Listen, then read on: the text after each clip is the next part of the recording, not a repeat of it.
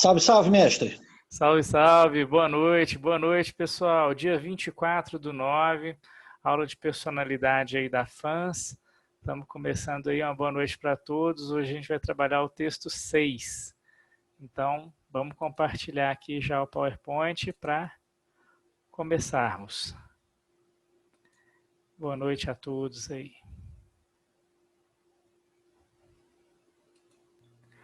Boa noite, já que ninguém responde.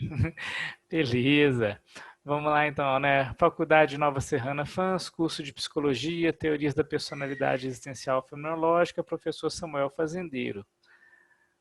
Hoje a gente vai trabalhar o texto 6, Formação e Personalidade, Conceitos e Orientações, do Enio Brito Pinto. Esse autor é um autor muito interessante, ele tem muita coisa boa publicada, é um cara que ele trabalha muito ali também na psicologia da religião também. Ele fala muito dessa questão da religiosidade e psicologia. Então, é um autor que particularmente eu gosto muito. Esse texto, inclusive, ele vai falar de personalidade, mas ele começa falando de algumas questões voltadas para a religião, quando foi, né, publicado um documento para a formação aí de novos presbíteros. Então, ele é bem interessante aqui. Não sei se vocês chegaram a dar uma lida já. Deixa eu pôr aqui bem no cantinho aqui para a gente conseguir ver tudo. Bom, logo no começo, então, do texto, né, o Enio Brito ele fala da citação, né, de um documento com orientações para a utilização das competências psicológicas na admissão e na formação de candidatos ao sacerdócio. É um texto que pretende orientar os psicólogos e os formadores sobre como, na visão de Roma, podem estabelecer cooperações entre eles no processo formativo para a vida religiosa católica. Ou seja, eles buscaram aí psicólogos também para trabalhar com formadores e com futuros, né, candidatos aí ao sacerdócio para poder entender, para poder mediar um pouco essa formação. Achei bem interessante assim esse processo, né? Então, assim, na formação do presbítero, deve levar em conta desde o equilíbrio geral da personalidade até a capacidade de carregar o peso das responsabilidades pastorais, desde o conhecimento profundo da alma humana até ao sentido da justiça e da lealdade. Algo que não é muito fácil. Quem aí tem algum amigo, né, padre, por exemplo, sabe como que é, né, uma vida de doação. É uma vida de doação em relação a um ideal, em relação à igreja, em relação à capacidade, né, à responsabilidade pastoral como um todo. E não é qualquer pessoa que está disposta a desenvolver isso. Inclusive, a gente vê alguns casos de alguns profissionais também, né, padres que não se adequam a isso e acabam por fazer diversas questões que são complicadas aí no exercício profissional, né? Então, assim, esse documento ele busca aí ajudar nesse processo formativo e para desenvolver pessoas que realmente, né, estão interessados nisso. Essa frase que eu destaquei ela em rosa, justamente para a gente pensar um pouquinho sobre isso, né? Porque o Enio, ele vai falar para a gente, olha, é o seguinte, eu vejo duas maneiras de ajudar nesse processo. Eu vejo duas maneiras que a psicologia cabe aqui, né, para colaborar com o formador, com o indivíduo que está ali organizando, né, geralmente um padre, para a formação de outros padres ali. Então, como é que eu vejo isso? Bom, o primeiro passo aqui que ele coloca para a gente, presença constante de um psicólogo junto aos formandos e também junto ao formador, né, ao facilitador, nesse caso do processo, e o fornecimento para esse formador de conhecimentos psicológicos que possam ajudá-lo em seu trabalho.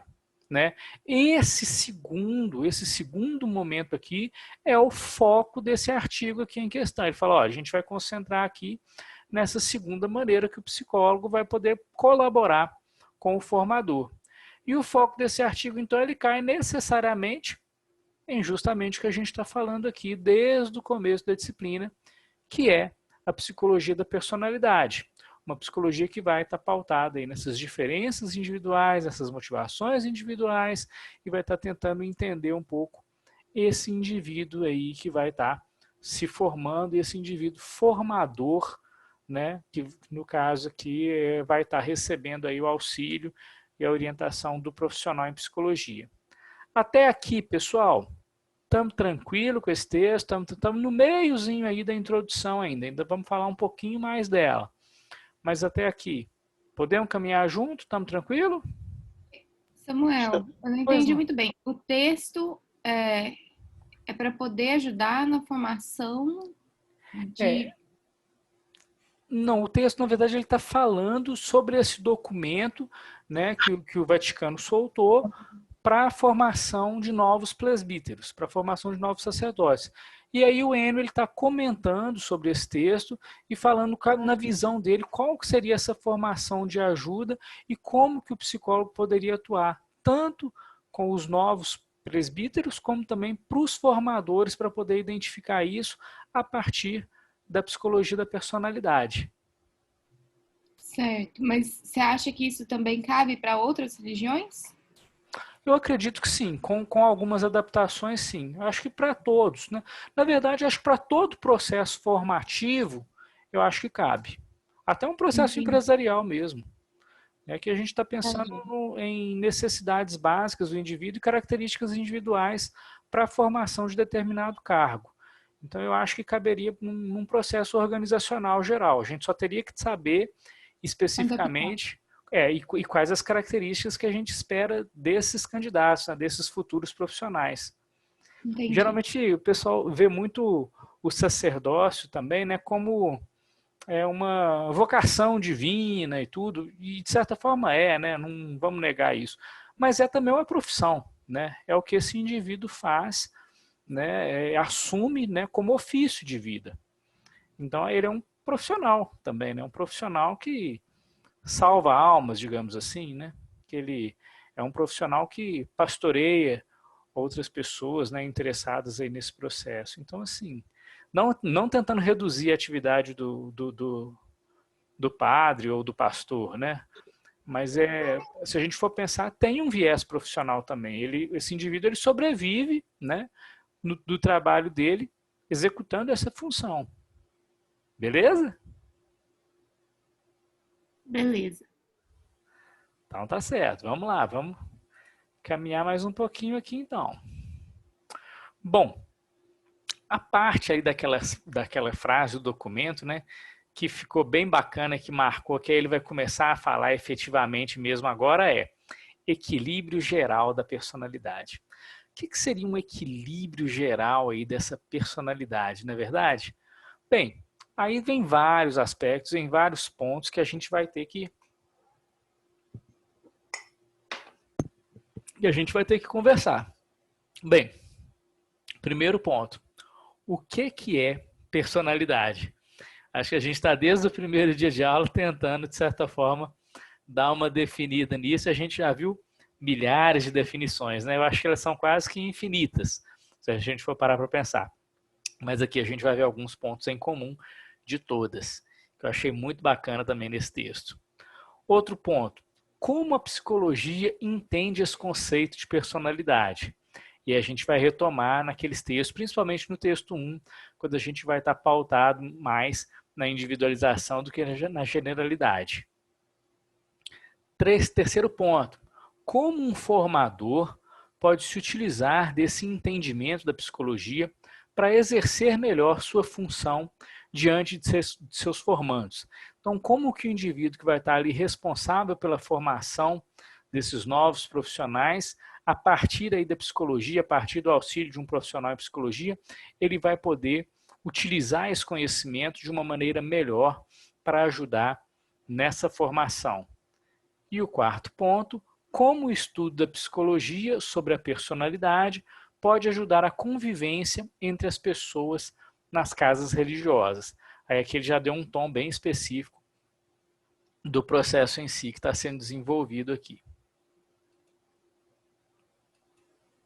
Bom, através então do estudo da psicologia da personalidade, veremos, né, que um bom processo aí, né, um bom processo de formação precisa levar em conta algumas questões básicas. Cada pessoa tem seu jeito próprio de ser, de aprender, Cada época traz novas exigências educacionais, cada situação didática apresenta desafios renovados. Essas questões, então, nos levarão àquilo que é o ponto mais importante desse artigo. A ideia é que não se deve tratar de modo igual os desiguais, né? E aí é bacana que ele fala, olha, essa premissa, inclusive, ela vale para a formação humana. O Enio ele até dá uma explicação um pouquinho mais longa dessa parte. Ele falou, olha, eu aprendi isso com um amigo meu do direito. A gente tem profissional do direito aqui na sala, né? O Hipólito é do direito, né, meu querido? Eu acho que é. O Hipólito e o Daniel. Daniel também. Beleza, né? Ele falou, olha, no direito a gente vê que não se deve tratar de modos iguais os desiguais. E ele entende que essa premissa, ela vale para a formação humana. Você tem que entender aquele contexto, tem que entender aquele sentido para dar uma tratativa adequada, né? Então aí ele coloca, olha, essa premissa, ela vale inclusive para toda a formação humana. E assim, foi bem bacana que ele utiliza uma parte assim do texto para falar um pouco sobre isso, né, dessa questão que ele considera fundamental aqui no estudo da psicologia da personalidade. Bom, vamos lá então. O Daniel chegou aí agora. A necessidade, então, de reconhecer que diferentes pessoas reagem de maneira diferente ao mesmo estímulo. E até que a mesma pessoa pode reagir de maneira diferente ao mesmo estímulo, dependendo das circunstâncias. Dentre as diversas circunstâncias, os diversos momentos, tudo que envolve esse estímulo, a gente pode pensar em cada um dos formandos, né, que a gente vai estar trabalhando, em cada um desses momentos e na pessoalidade disso, como que isso é pessoal para cada um. E como é que a gente vai identificar e vai poder trabalhar isso com esse indivíduo? Conhecendo esse indivíduo, conhecendo bem esse indivíduo, conhecendo bem quais que são os significantes para ele daquele processo, o que ele entende, né, em cada um daqueles momentos formativos e como que o pessoal dele está envolvido aqui.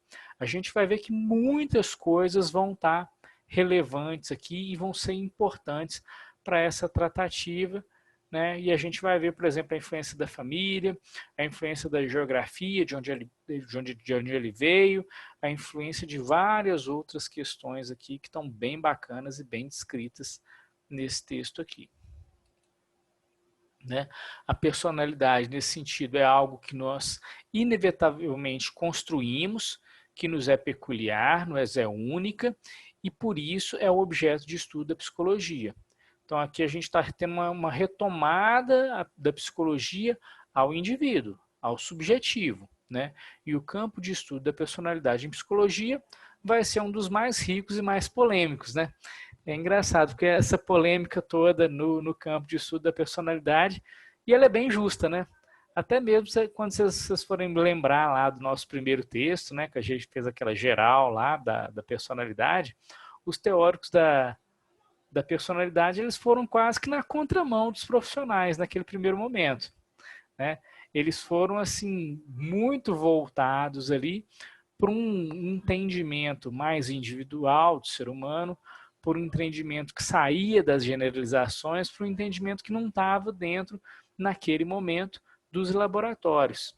Ele estava muito mais voltado para as individualidades, ele estava muito mais voltado para as singularidades de cada um. E aí eles foram considerados até, vocês lembram o nome no texto que foi citado? Rebeldes. Eles eram rebeldes no processo ali, né, do conhecimento. Então foi bem bacana isso. Então, assim, esse texto, de certa forma, ele chama um pouquinho a gente para o texto anterior, né, o primeiro, especificamente. Até aqui, estamos caminhando junto, estamos bem, estamos tranquilo. Acho que aqui a gente já começa a sair da introdução, não está separadinho o texto não, né? Não está separado a introdução, desenvolvimento. Eu fiz essa separação da minha cabeça, eu acho que aqui ele já está falando do desenvolvimento, ele já saiu um pouco da introdução. Mas aí eu vou tentando marcar isso devagarzinho para vocês, para a gente poder ter uma noção aqui do caminho desse texto em si. Até aqui, estamos juntos? Alguma dúvida pontual, algum questionamento, talvez, alguma parte do texto que, não entendi bem esse processo. Não? Estou entendendo que está tudo bem? Tá indo. Tá indo, então. Então, bora. Então, vamos junto. Vamos tocar um pouquinho mais para frente aqui e vamos no ritmo. Vamos lá. Bom, fundamentos básicos, então. Ele vê dois fundamentos básicos no campo da personalidade, né? A pessoa como um todo, e aí o Enio Brito ele vai puxar a sardinha para a Gestalt, né? Que é a linha teórica. Alô? Olá. Caiu, gente? Ou só para mim? Caiu? Só para você, Breno. Aff. Bom, então vamos lá, vamos caminhar. Bom, da pessoa como um todo, que é um fundamento da Gestalt, né? O todo vai ser diferente da soma das partes. Com certeza vocês já devem ter visto isso na teorização da Gestalt terapia. O Enio Brito ele está vinculado a essa abordagem, ele está vinculado a essa matriz de pensamento. Então ele vai caminhar muito no sentido da Gestalt. E o segundo fundamento básico que ele vê, que ele apresenta para a gente, é justamente a questão das diferenças individuais desses indivíduos, né?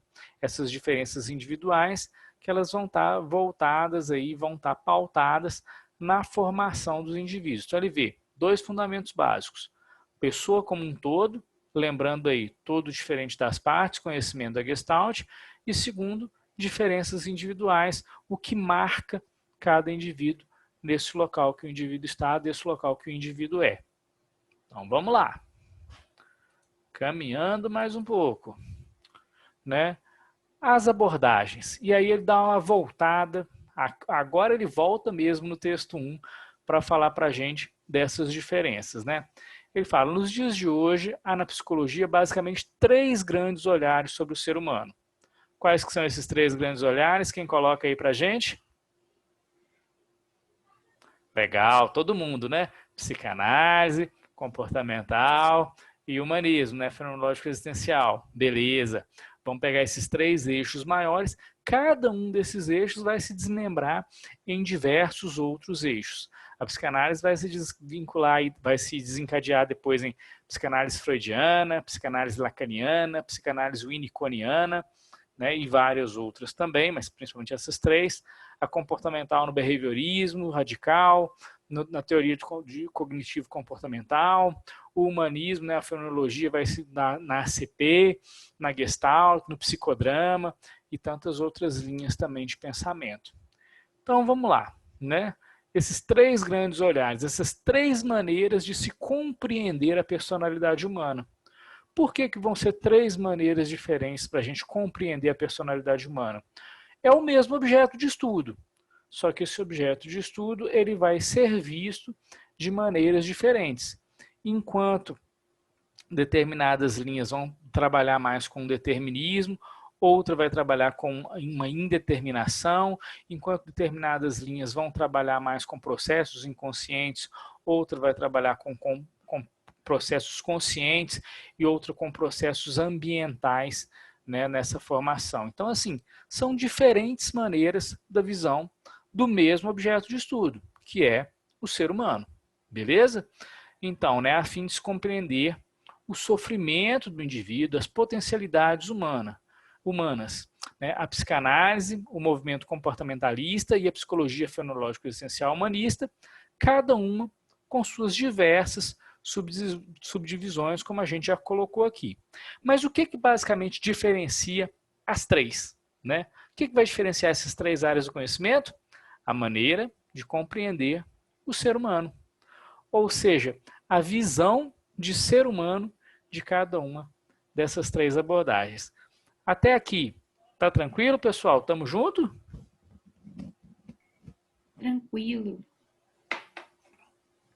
Então, bora mais um pouquinho, vamos avançar aí.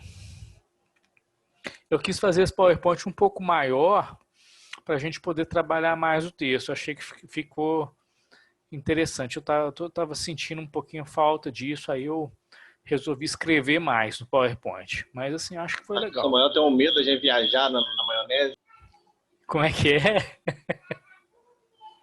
Você tem um medo de viajar, fica perdido e tudo. Tá tudo ok, gente? Vamos embora, estamos juntos? Vamos lá, não é? Vamos lá, segura. É mais ou menos, né? Bom, Desenvolvimento, então, as características para compreensão do ser humano, nessa perspectiva aqui, no caso aí da gestalterapia, né? Vamos lá. É um todo complexo, integrado ao organismo, só podendo ser compreendido a partir da perspectiva que o considera de maneira total. É coexistente, pois a existência se constrói na coexistência, aí no caso com outros indivíduos. É um ser que busca a autoatualização, quer dizer, busca constante e inevitavelmente atualização de seu potencial. Ele está para a tendência de crescimento, né? É um ser intencional, quer dizer, atribui sentido a si e ao que vive, compondo uma unidade de mútua implicação entre subjetividade e mundo, de modo que não podemos compreender o ser humano a não ser em seu mundo, ou seja, nas suas percepções de mundo. É um ser livre e responsável, máxima do existencialismo, né, no sentido existencial, do termo responsabilidade, não necessariamente no sentido moral desse termo. Isso é bem importante a gente pausar aqui e falar um pouco, né? Não no sentido moral, mas no sentido existencial. No sentido existencial, a responsabilidade já está voltada assim, olha, cada escolha implica numa responsabilidade. Cada escolha implica em algo que vai acontecer para esse indivíduo e ele é responsável por isso. Agora, moralmente, a gente vai pensar na responsabilidade de outra forma, né? Ele tem que ser responsável pelos outros, ele tem que ser responsável pelas questões que ele acredita. É um outro sentido, né? Não que um exclua o outro, mas eu acho que é bem diferente da gente falar de moral para a gente falar de existência. Isso aí eu acho que tem que ficar bem claro. F. É implicado e configurado pelo ambiente, mas não é determinado pelo ambiente. Essa aqui é um viés humanista, bem claro, né? A teoria comportamental, por exemplo, ela vai colocar que ele é, sim, determinado por esse ambiente, né? Ele é moldável, inclusive, por esse ambiente. E é justo, é uma outra visão, né? Tem sua liberdade limitada, mas não impedida por esse mesmo ambiente. O que vocês lembram aqui? O campo dos possíveis, né? Que a gente falou em Sartre. Vocês lembram o texto passado? Texto 5? Exatamente, campo dos possíveis. A limitação da liberdade, mas jamais o impedimento dela. E por último, é um ser em constante vir a ser, né? Sempre gerúndio, né? Sempre tornando-se, né? E olha, eu pus o i aqui, devia ter posto o i aqui. É um ser para a morte, né? Ele é finito. O ser humano, ele é marcado pela finitude, ser para a morte. Essa questão do H aqui, eu queria até voltar nisso aqui, que é um trem bem legal, que eu acho que, eu não sei se eu já falei com vocês isso sobre questão de tradução, né? Não sei se eu cheguei a comentar isso com vocês. Acaba que a gente... Samuel. Oi. Só um minuto. Eu cheguei atrasada. Esse é referente a qual texto? Estou meio perdido. É o texto 6. Estamos no texto 6. Tá. Obrigada. Tá bom? Acabei de ter um sinal aqui que a gente tem 10 minutos. Eu não vou conseguir terminar a exposição em 10, mas aí a gente volta na sequência, viu, pessoal? Fiquem tranquilos aí. Bom, deixa eu voltar nesse ponto H aqui, que eu acho esse ponto H muito importante para a gente conversar. É um constante vir a ser, é sempre gerúndio. Vocês lembram o que marca o gerúndio no verbo? Gente, ação constante. Sim, mas é o movimento, né? Andando, cantando, caminhando. Esse ando aí, ele é o gerúndio. Quem gosta de inglês aí? Tem professor de inglês aí na turma? Não, mas tá bom. Não tem, mas a gente conversa um pouquinho de inglês também. No inglês, esse gerúndio é marcado por 3 letrinhas, né? Que é o ing, ing. Vocês lembram? Quando fala assim, I'm coming, she's arriving. Vocês lembram quando está falando que ela está chegando, que ela está... Qualquer verbo no gerúndio ele vai estar marcado por esse ing, né? O ing no final.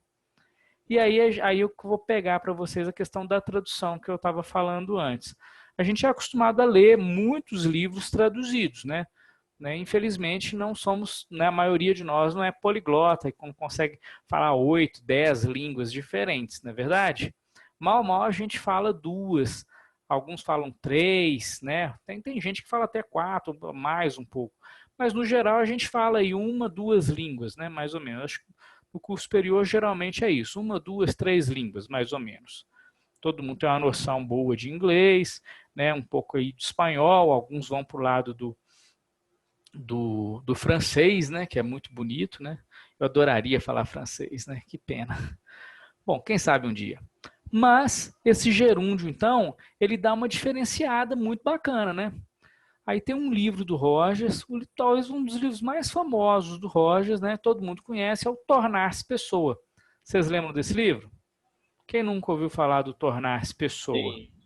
Só que o nome do é bacana, é um livro bom.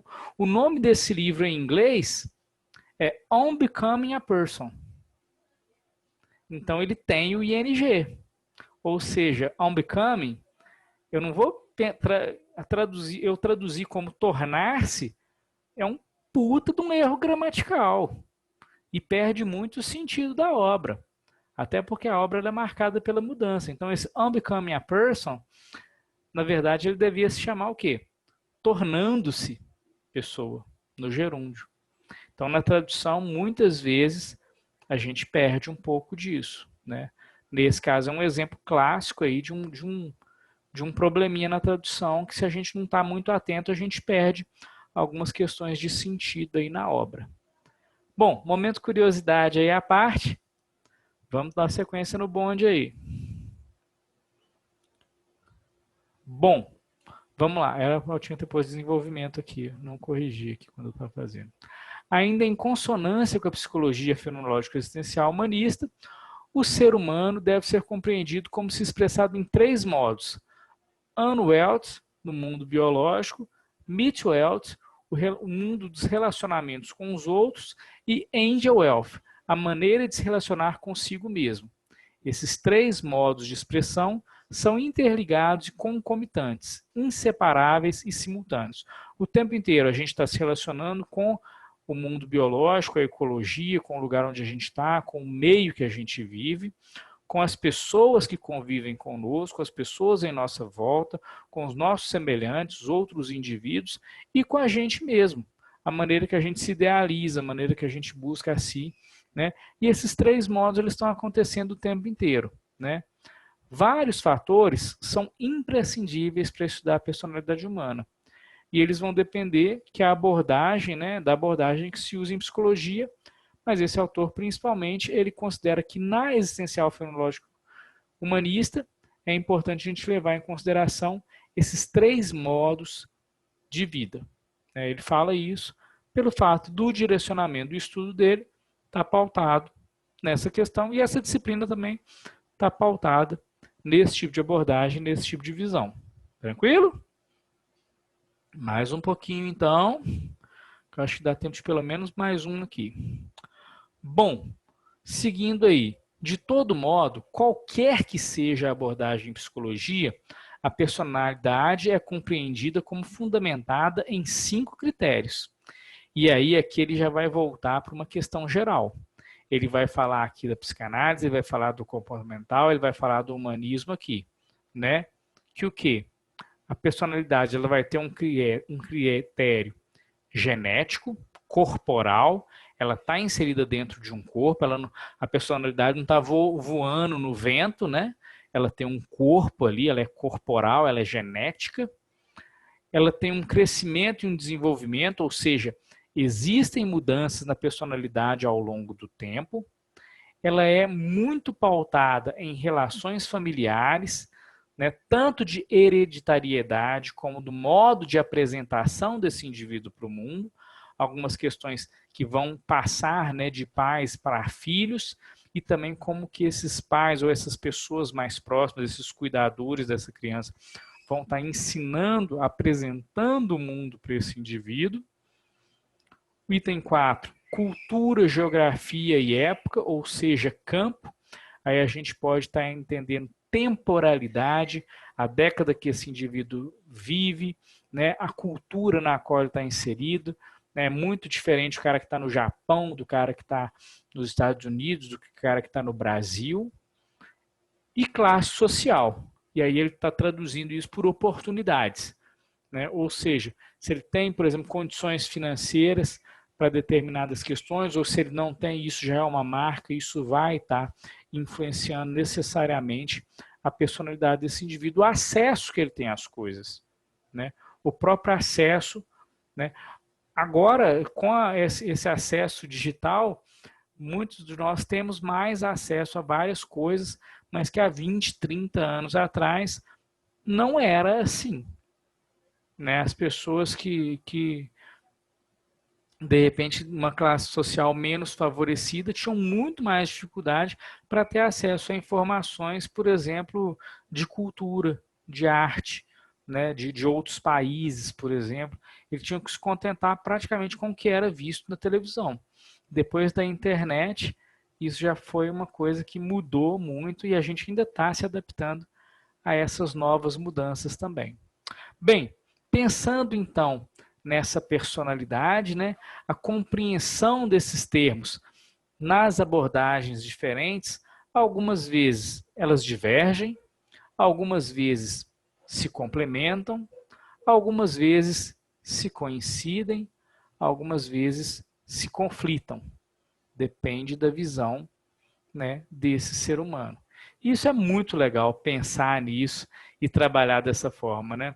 Dependendo do meio que você está estudando, dependendo da abordagem que você está buscando, você vai ver uma diferença, uma complementação, uma coincidência ou até mesmo um conflito entre essas visões, né, desse ser humano tão complexo, tão único, tão interessante aí, tão bacana. Pessoal, até aqui nesse momento, estamos caminhando junto, estamos tranquilo?